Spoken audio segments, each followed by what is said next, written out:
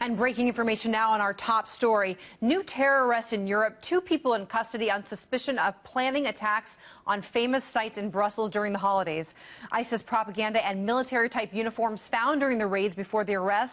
All this unfolding just days before New Year's Eve celebrations in cities across America. Joining us now, Pete Hegseth, CEO of Concerned Veterans for America, and Jillian Turner, formerly on the National Security Council under Presidents Bush and Obama. Both are Fox News contributors. Nice to see you both. Thanks for having us. Thanks for being here.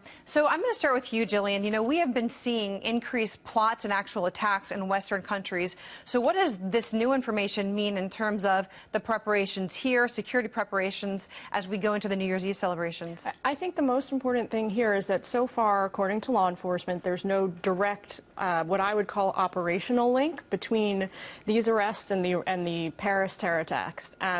Which is great news, but there's a very strong connection between the groups in terms of radical Islamic ideology, which is why I think more than ever it's really important that in addition to forging a really good comprehensive military solution, we really start trying to tamp down on that ideology globally. And speaking of ideology and also military solutions, Pete, you served in the military, we both did.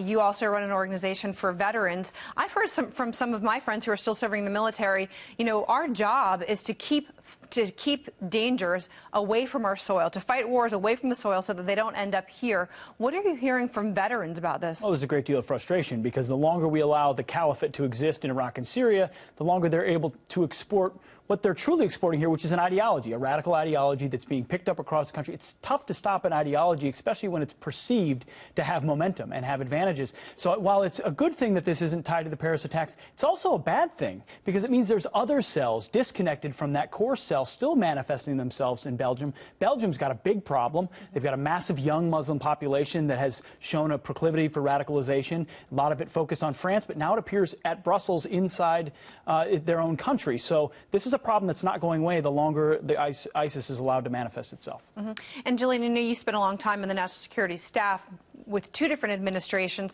What's your assessment of how the challenge and how the issue of terrorism has changed in your time since spending time on that staff to now as we've seen the growth of ISIS? Well, the organization that we're focused on has changed, obviously. Previously, during the Bush administration, the major concern was the Taliban in Afghanistan, Al-Qaeda in the rest of the Middle East, and now everybody's focused on ISIS.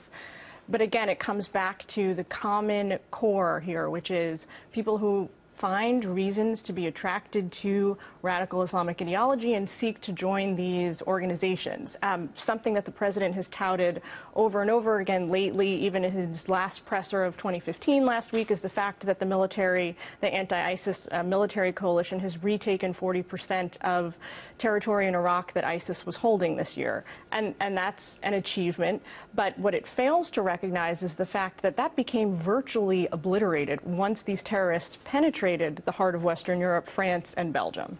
Right, you make a great point, Jillian, because, you know, the ISIS leaders have basically said, well, if you cannot come to fight for the caliphate as they are losing territory, well, then fight the fight where you are. And Pete, that brings me to you on this next question. FBI Director Comey has been saying for months that the problem of lone wolf terrorists is their biggest concern.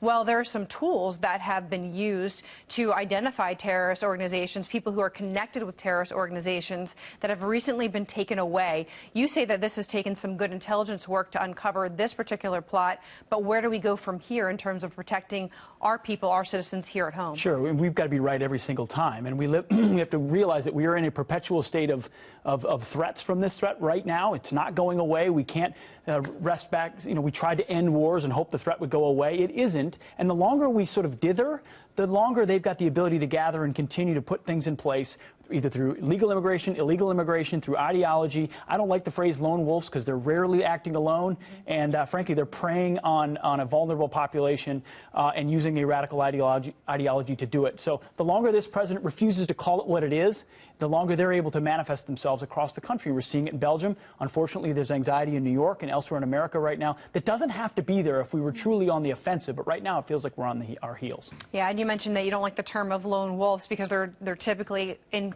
communications with someone else, and recently with the changes in the Patriot Act, with the loss of the Patriot Act, we've lost the ability to collect that telephone metadata that allows us, the intelligence community, to connect the dots there. Thank you to both of you, Jillian Turner, Pete Hegseth.